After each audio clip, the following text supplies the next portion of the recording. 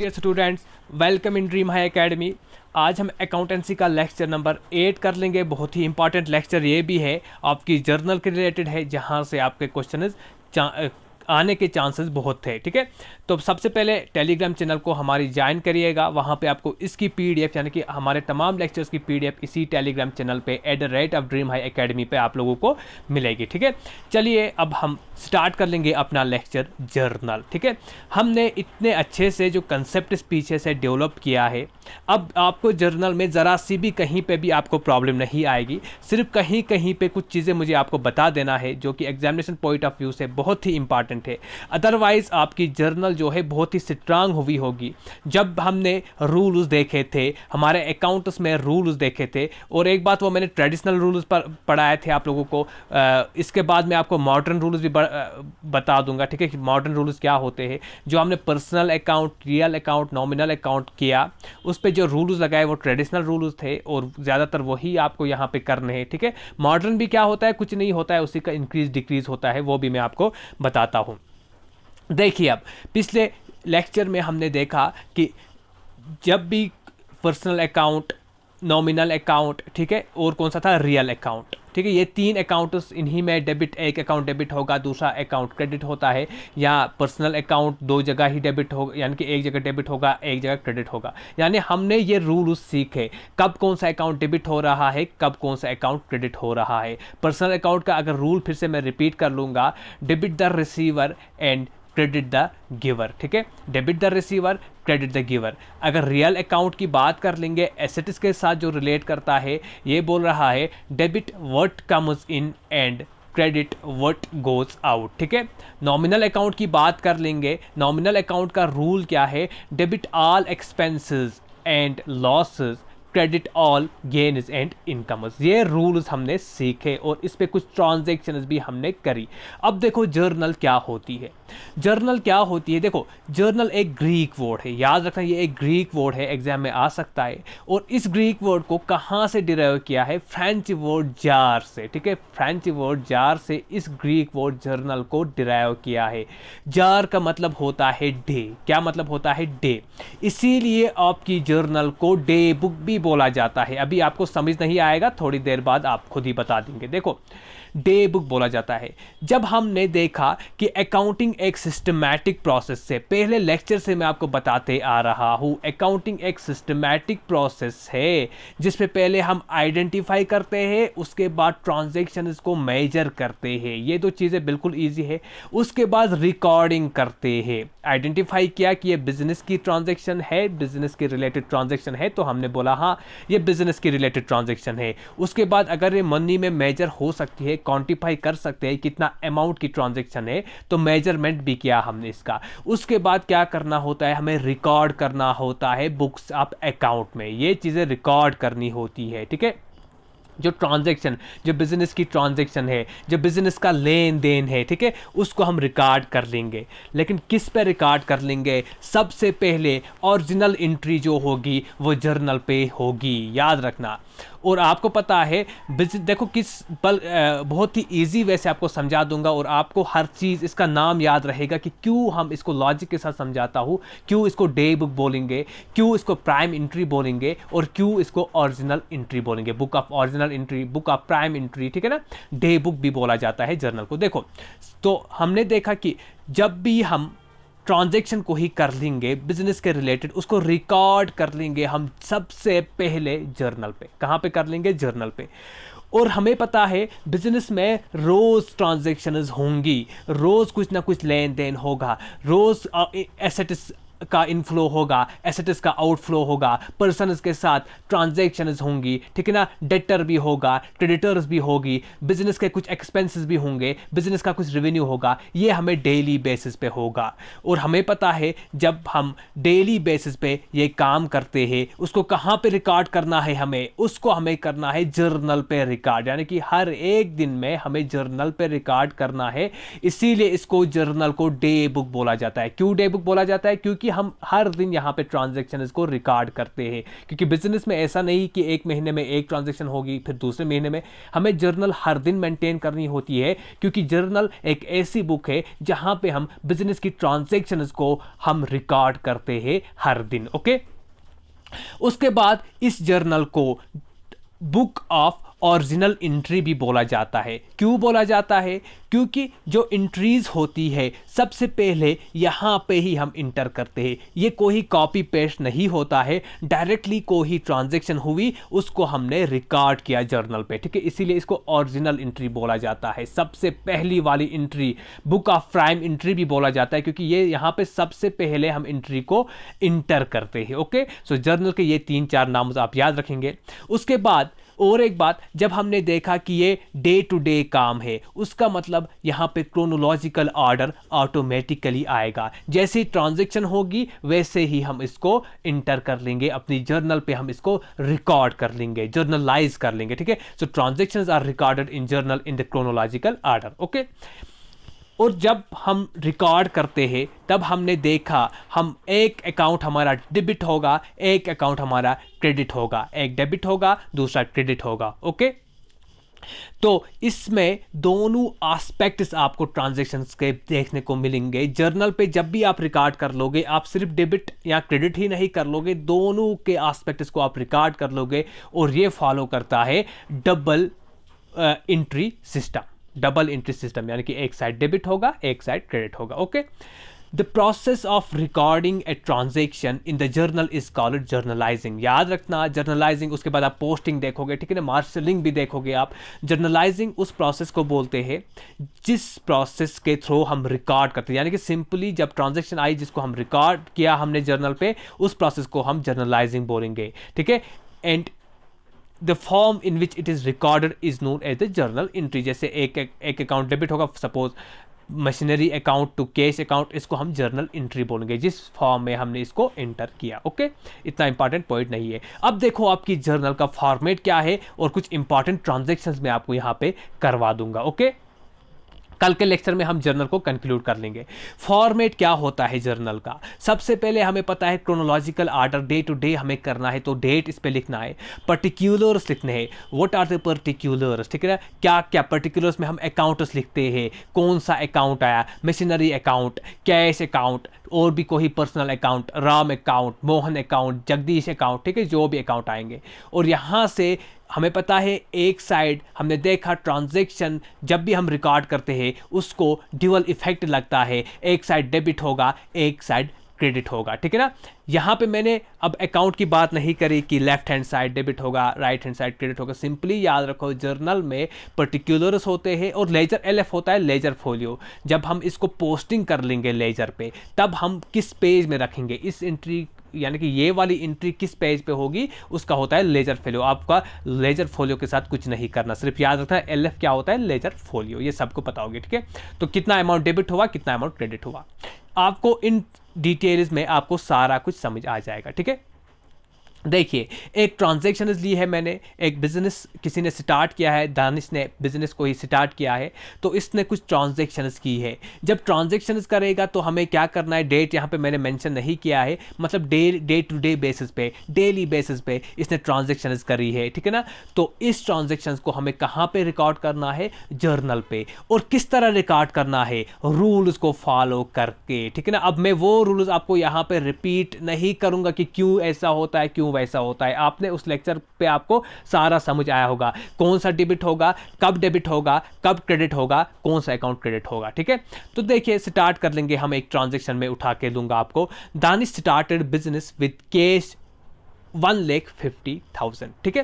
सबसे पहले आपको देखना होगा अकाउंट्स को रिकॉग्नाइज करना है। एक तो यहाँ पे दानिश है, लेकिन दानिश क्या है, ओनर। मैंने आपको बता दिया है जब भी आपको ओनर का नाम आएगा उसका अकाउंट नहीं लिखना है, उसकी जगह आप कैपिटल अकाउंट को लिखोगे। और कैपिटल अकाउंट आपका पर्सनल अकाउंट है, कैपिटल अकाउंट के साथ ट्रीटमेंट आप करोगे पर्सनल अकाउंट की, ठीक है, पर्सनल अकाउंट का रूल लगेगा।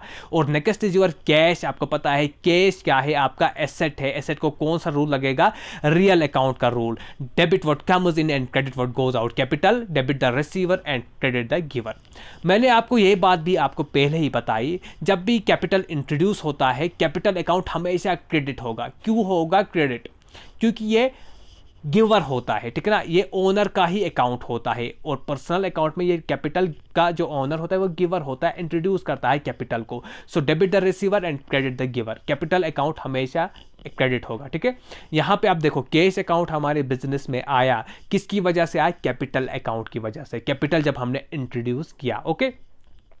तो कैश अकाउंट आपका डेबिट हुआ, कैपिटल अकाउंट आपका क्रेडिट होगा, ओके। इक्वल अमाउंट आप याद रखना, यहाँ पे इक्वल अकाउंट। थोड़ा इसके बाद कंप्लेक्स कुछ भी मैं यहाँ पे इस इंट्रीज में बहुत एक दो चीज़ मुझे आपको सिखानी है, ठीक है। उसके बाद मैं कंपाउंड इंट्रीज भी आपको करवा दूंगा। परचेज फर्नीचर फॉर कैश, बिल्कुल सिंपल क्वेश्चन है। दोनों रियल अकाउंट का रूल लगेगा, दोनों में, दोनों एसेट से रियल अकाउंट का रूल लगेगा। परचेज फर्नीचर फॉर कैश 20,000, ठीक है। फॉर कैश मतलब यहाँ पर क्रेडिट की बात ही नहीं है, क्योंकि जब फॉर कैश आएगा तब आप क्रेडिट का दिमाग में ही नहीं रखोगे, okay. So furniture account to cash account, okay, क्योंकि फर्नीचर आ रहा है बिजनेस में, कैश जा रहा है। So debit what comes in, furniture आपके बिजनेस में आ रहा है, आपके बिजनेस से क्या जा रहा है? कैश। तो ये डेबिट साइड है, फर्नीचर के सामने आप डेबिट वाला अमाउंट लिखोगे और कैश के सामने आप क्रेडिट वाला अमाउंट लिखोगे, ओके।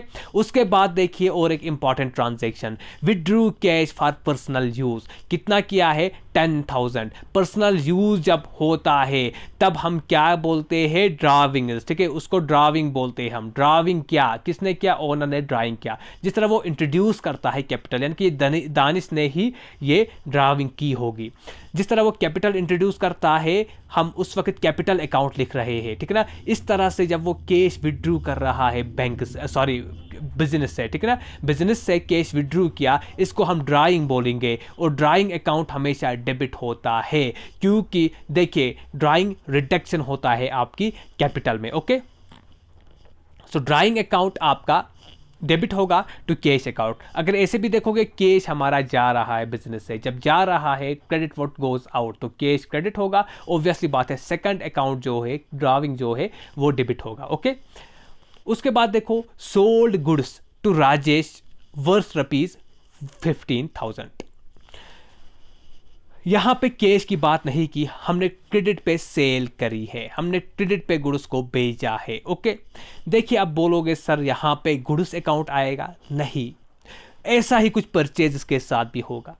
यहां पे ये कंसेप्ट पहले मैं आपको क्लियर करवा दूंगा, फिर इन एंट्रीज पे मैं आ जाऊंगा। देखिए जब भी आप स्टॉक परचेज कर रहे हो उस वक्त परचेज अकाउंट आएगा, गुड्स अकाउंट नहीं आएगा। यानी कि जब भी आप गुड्स को परचेज कर रहे हो, कौन से गुड्स? फॉर द रीसेल, जो कोर बिजनेस है आपका, रीसेल के लिए, दोबारा सेल करने के लिए गुड्स को जब आप लोगों ने परचेज किया, तब ये नॉमिनल अकाउंट में आएगा, रियल अकाउंट में नहीं आएगा। और नॉमिनल अकाउंट में कौन सा अकाउंट ये रिप्रेजेंट कर लेगा? Purchase account. याद रखना, परचेज अकाउंट सिर्फ तब आएगा जब आप गुड्स को परचेज कर रहे हो, उन गुड्स को परचेज कर रहे हो जो आप आगे रीसेल कर दोगे, ठीक है। परचेज अकाउंट एक नॉमिनल अकाउंट है, क्योंकि ये आपको बार बार करना है, रेवेन्यू एक्सपेंडिचर में ये आएगा, ठीक है ना। सो ये आपको बार बार करना है, परचेज आपको गुड्स बार बार करने हैं, तो यहाँ पे परचेज अकाउंट आएगा, न कि गुड्स अकाउंट। जैसे हम मशीनरी अकाउंट देख रहे थे, ठीक है ना, फर्नीचर अकाउंट, यहाँ पे गुड्स अकाउंट नहीं आएगा, यहाँ पे परचेज अकाउंट आएगा। इसी तरह जब आप गुड्स को सेल कर रहे हो, कौन से गुड्स को? जिनका मोटिव ही है कि वो सेल हो जाए, बिजनेस में हमने लाया है सेल करने के लिए। जैसे कि मेरी मोबाइल की दुकान है,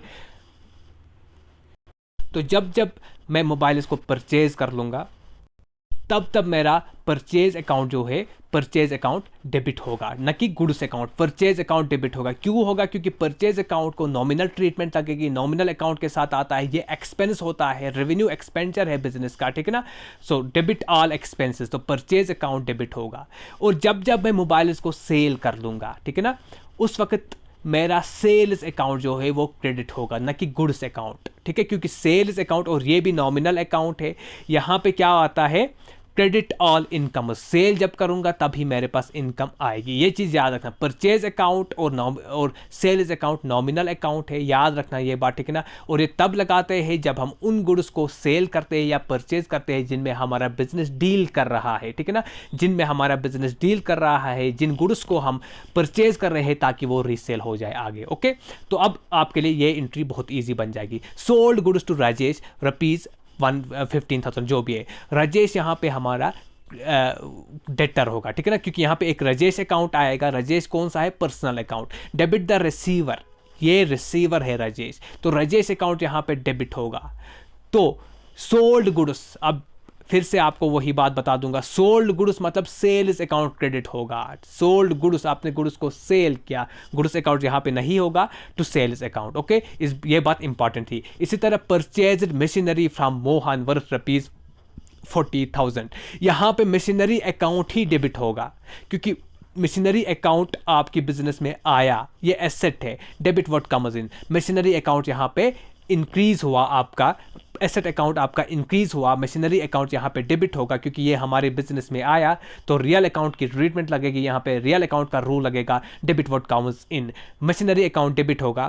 फ्रॉम मोहन वर्थ रुपीज जितना भी है, ठीक है ना, कहाँ से लिया हमने? मोहन से। गो मोहन हमारा जो है वो हमारा क्रेडिटर है, हमने उससे उधार में मशीनरी को लाया, तो मोहन को कौन सी ट्रीटमेंट लगेगी? पर्सनल अकाउंट की, debit the receiver credit the giver, तो ये गिवर है मोहन यहाँ पे, तो यहाँ पे क्रेडिट हो जाएगा मोहन अकाउंट। ओके, बहुत ही सिंपल चीजें हैं ये। परचेज गुड्स फॉर कैश, हाँ यहाँ पे कौन सा है? Purchase goods for cash rupees 50,000। Cash account हमारा एसेट है और ये हमारे बिजनेस से चला जा रहा है, 50,000 बिजनेस से चले जा रहे हैं, तो कैश अकाउंट क्रेडिट होगा।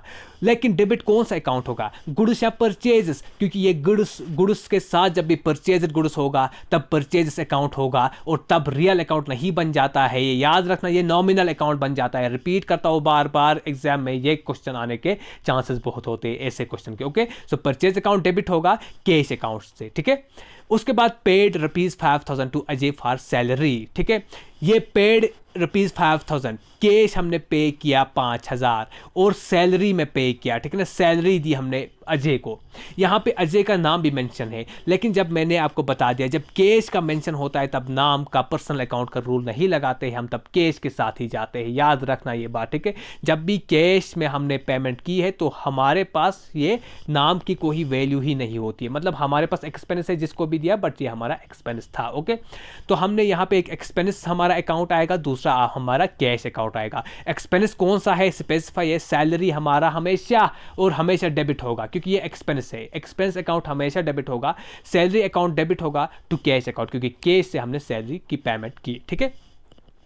तो देखो यही बात मैंने यहाँ पे रिपीट की है, when goods are purchase, purchase account is always debit. जब गुड्स परचेज होते हैं, न कि जब बाकी एसेट्स परचेज होते हैं, ठीक है, जैसे मशीनरी है, फर्नीचर है, तब machinery account purchase, machinery account होगा डेबिट, न कि purchase account. Furniture account debit होगा, न कि परचेज अकाउंट। हाँ, फर्नीचर अगर किसी फर्नीचर वाले ने जो फर्नीचर के साथ डील कर रहा है वो फर्नीचर को लाता है, तब उसका परचेज अकाउंट डेबिट होगा। ओके, तो जब भी गुड्स को सोल्ड करते हैं सेल्स अकाउंट हमेशा क्रेडिट होगा, याद रखना, सेल्स अकाउंट हमेशा क्रेडिट होगा क्योंकि ये इनकम है और income all credit all incomes. Okay, अब देखो जर्नल एंट्रीज दो टाइप्स की होती है। ये जो जर्नल एंट्रीज हमने करी ये सिंपल एंट्रीज है जहां पे एक एक इफेक्ट लगता है, यानी कि जहां पे एक अकाउंट डेबिट होगा दूसरा अकाउंट क्रेडिट होता है। लेकिन कभी ऐसी एंट्रीज होती है जहां पे एक अकाउंट डेबिट होगा दो अकाउंट क्रेडिट होते हैं, या एक अकाउंट क्रेडिट होगा दो अकाउंट डेबिट होते हैं। जहां पे आपका सिंपल जर्नल एंट्री पे क्या होता है, ये इसमें एक अकाउंट डेबिट होगा एक अकाउंट क्रेडिट होता है, यानी कि it effects to account, simply यहाँ पे दो अकाउंट्स को इफेक्ट करती है ट्रांजैक्शन। जैसे एग्जांपल है purchase of goods for cash rupees 1 lakh, purchase account और कैश अकाउंट, यानी कि दो अकाउंट इफेक्ट हो रहे हैं, एक अकाउंट डेबिट होता है दूसरा अकाउंट क्रेडिट होता है। बिल्कुल सिंपल, ऊपर भी मैंने आपको समझा दिया है सिंपल एंट्री के हिसाब से, ठीक है। लेकिन कंपाउंड जर्नल एंट्री में क्या होता है, एक अकाउंट डेबिट होगा एक से ज्यादा क्रेडिट हो सकते हैं, या एक अकाउंट क्रेडिट होगा एक से ज्यादा डेबिट हो सकते हैं। देखिए इन एंट्रीज को हम कंपाउंड एंट्रीज बोलते हैं। एग्जांपल है sale of goods to Shaukat for 50,000। अगर इतना ही होता तो हमारे लिए ये सिंपल एंट्री थी। लेकिन आगे बोल रहा है कि मैं इस शौकत ने मुझे 20,000 पेमेंट करी है, कैश में 20,000 दिए हैं, मैंने गुड्स कितने के बेच दिए हैं, 50,000 के। कल भी याद रखना, कंपाउंड एंट्रीज में और भी क्वेश्चंस करवा दूंगा, ठीक है, ताकि आपका डाउट थोड़ा क्लियर हो जाएगा। इंश्योरेंस वो सब हम एक्सपेंसेस उनमें यहाँ पे वो कैलकुलेशन में हम कर लेंगे इंशाल्लाह। Okay, sale of goods to Shaukat 50,000, 20,000 मैंने रिसीव किया, 30,000 इसके पास बैलेंस है, ठीक है। तो ये हमारा एक हिसाब से शौकत डेटर है, लेकिन कितना डेटर है, 30,000 का ही डेटर है, क्योंकि 20,000 इसने पे किया हुआ है। ओके, लेकिन मैंने सेल कितने की करी है, मैंने सेल 50K की करी है, जिसमें से 20,000 मैंने लिए हैं कैश में, 30,000 का ये डेटर बना हमारा। ओके, तो पहले में कैश अकाउंट यहाँ पे डेबिट होगा कि नहीं होगा, हाँ 20,000, लेकिन कितना, क्योंकि कैश हमारे बिजनेस में आया, कितना आया, 20,000। उसके बाद शौकत अकाउंट डेबिट होगा, क्योंकि ये हमारा डेटर है, लेकिन कितने अमाउंट का डेटर है, 30,000 के। ओके, टू सेल्स अकाउंट, कितने की हमने सेल की है, 50,000 की। बिल्कुल सिंपल बन गई अब आप लोगों के लिए। ओके, तो यहाँ पे देखो, आप देख सकते हो कैश अकाउंट, यहाँ पे आप देख सकते हो कैश अकाउंट डेबिट हुआ 20,000 का। उसके बाद शौकत अकाउंट डेटर है हमारा 30,000 का ही, 50,000 का नहीं, 30,000 का ही। और हमने सेल कितने की है, 50,000 की। तो cash account, Shaukat account to sales account. कभी कभार ऐसे भी होता है, एक चीज़ क्रेडिट होगी, सॉरी एक चीज़ डेबिट होगी, एक से ज़्यादा क्रेडिट होता है, ठीक है, वो भी हम करवा देंगे। Thank you very much, thanks.